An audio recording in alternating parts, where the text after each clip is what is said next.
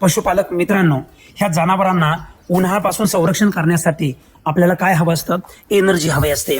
याच्यामध्ये सांगायला झालं तर हिरवा चारा चांगल्या पद्धतीने आपण कुट्टी केलेला आहे. याच्यामध्ये असा मक्यामध्ये एनर्जी असते.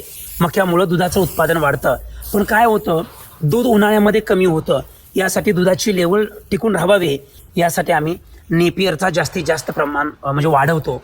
म्हणजे नेपियरमध्ये 80% पाणी असतं आणि 20%, 18 ते 20% शुष्क पदार्थ असतात. मक्यामध्ये बघायचं झालं तर मक्यामध्ये उलटं काम आहे. 30 ते 35% याच्यामध्ये शुष्क पदार्थ असतात, म्हणजे आपण ड्राय मॅटर म्हणतो. पाण्याचं प्रमाण अगदी 60 ते 65% असतं. त्याचबरोबर याच्यामध्ये ऊस सुद्धा चालू शकतो. ह्यामध्ये ऊस सुद्धा एनर्जी सोर्स आहे. म्हणजे जनावराला ऊर्जा अतिशय महत्वाची आहे. आणि सुक्या चाऱ्याचं प्रमाण आम्ही 3-3 किलो घालतो, त्या ठिकाणी आम्ही 2-2 किलोच या ठिकाणी हे घालत असतो.